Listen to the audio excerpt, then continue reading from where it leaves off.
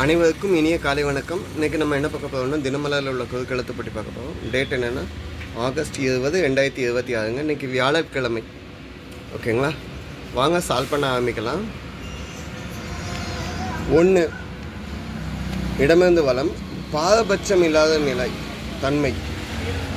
பாரபட்சமே பார்க்க மாட்டாங்க, யாருக்குமே பாரபட்சம் பார்க்காம அப்படின்னா நடுநிலைமையாக இருக்கிறது, எந்த பக்கமும் சாராமல் சமநிலையாக இருக்கிறது. இதை அப்போ சமநிலை இல்லைன்னா நடுநிலைங்களாம். ஓகேங்களா, நான் நடுநிலைன்னு எழுதுவேன். எதுக்காக அப்படின்னா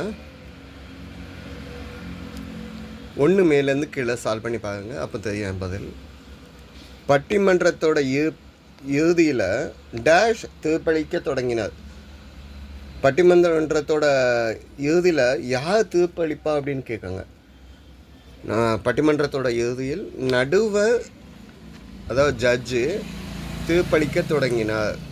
ஓகே, அவர் என்ன பண்ணுவார்? பாரபட்சம் இல்லாத நிலையால் பதில் கொடுப்பார். ஓகே, சமநிலையா நடுநிலையா. 6, இடமிருந்து வளம் என்ன? முன்னேற்றம், டெவலப்மெண்ட், க்ரோவிங் அப்படின்னு சொல்லலாம்.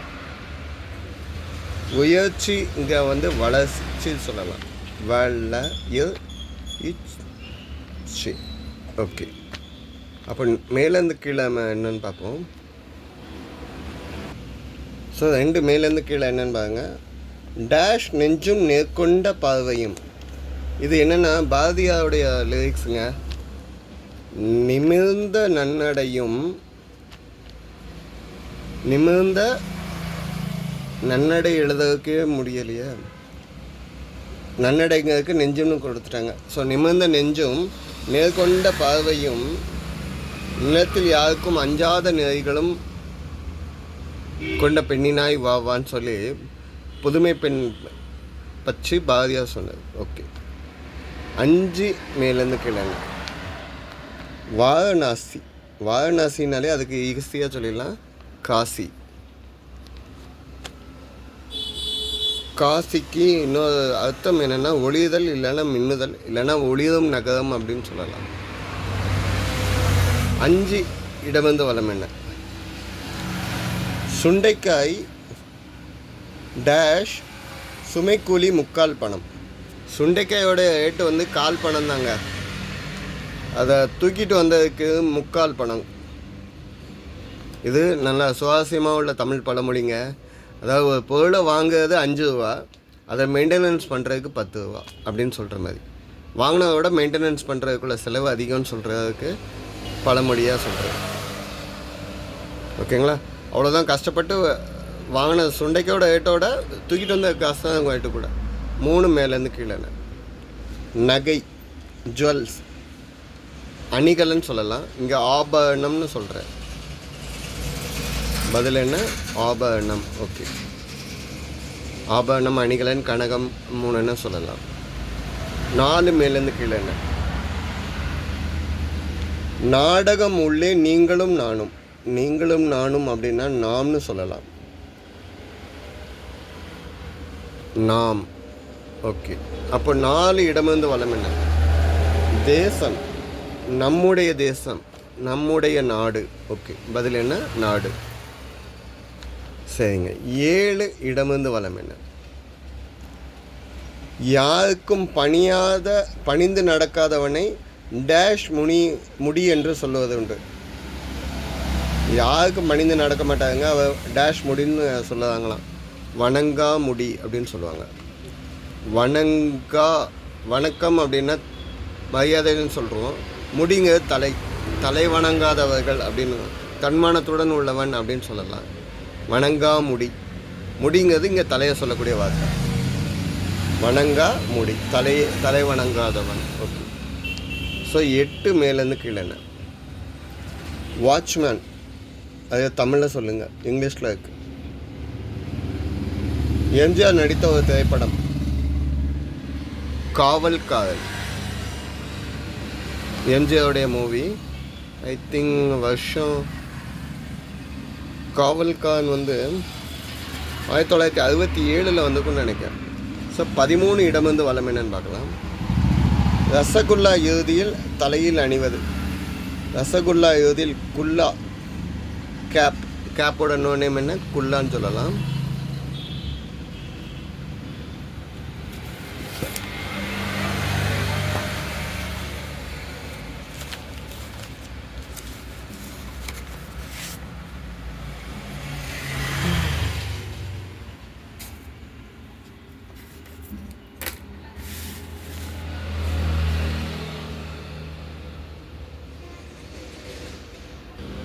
ஸோ 17 இடமிருந்து வளம் என்னன்னு பார்ப்போம். வீடியோ ஷேக்கிங் ஆகிட்டு இருந்த அலைன்மெண்ட்ஸ் எல்லாம் கொஞ்சம் அலைன்மெண்ட் பண்ணிட்டேன், அதனால் டிஸ்டர்ப் ஆகிட்டு. 7 இடமிருந்து வளம் என்ன? 17. காளிதாசன் ஒரு காவியம். காளிதாசை வந்து சகுந்தலம் எழுதினது. அதேமாதிரி இன்னொன்று எழுதியிருக்காரு என்னென்னா ரகுவம்சம். ரகுவம்சம்னா ராமபிரானுடைய வம்சத்தை பற்றியே சொல்லிட்டார். 5 தலைமையை பற்றி டீட்டெயிலாக சொல்லியிருக்காரு. ஏன்னா ராமாவோட பசங்க லவன்குசன், அதுக்கப்புறம் அவங்க அப்பா தசரதன், அவங்களுடைய அப்பா அஜன், அதுக்கப்புறம் ரகு, அதுக்கப்புறம் திலீபன்.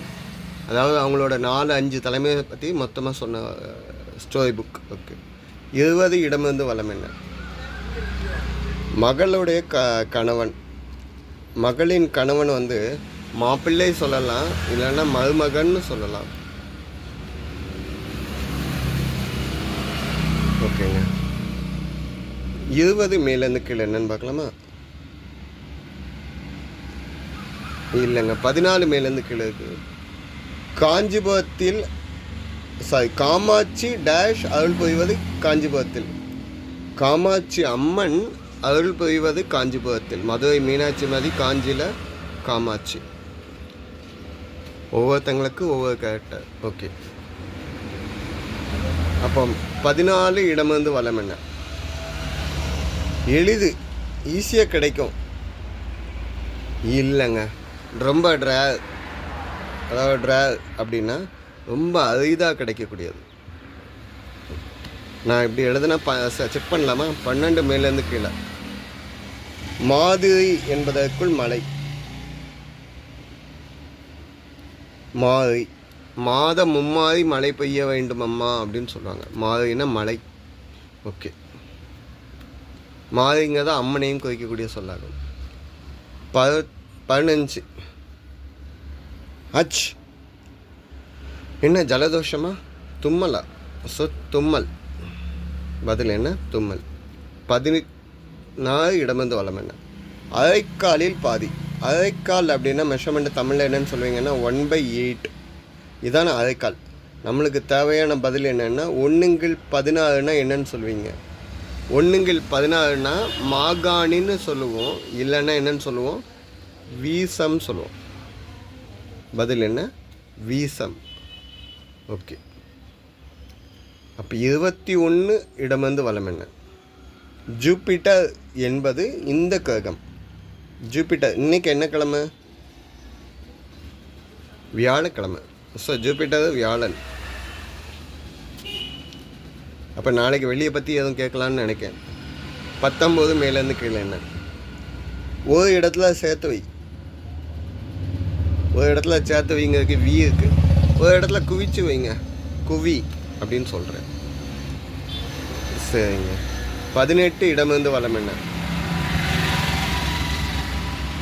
நோஞ்சான் போன்ற உடல் டேஷ் கொண்டவன் அவன். நோஞ்சா மாதிரி இருக்கான். உடல் வாகு கொண்டவன். உடல் மாதிரி. ஓகே. 11 மேலேருந்து கீழே. போகவா? நான் செல்லவா?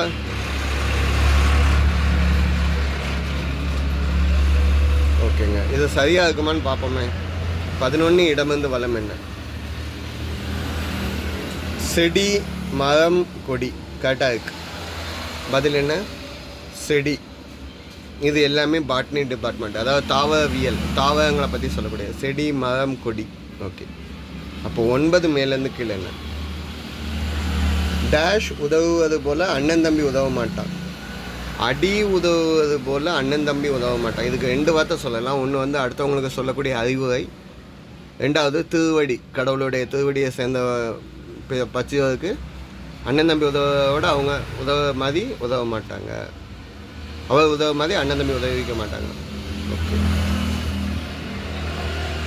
9 இடமிருந்து வலம் என்ன? உத்தமன் எது சொல்லு என்ன?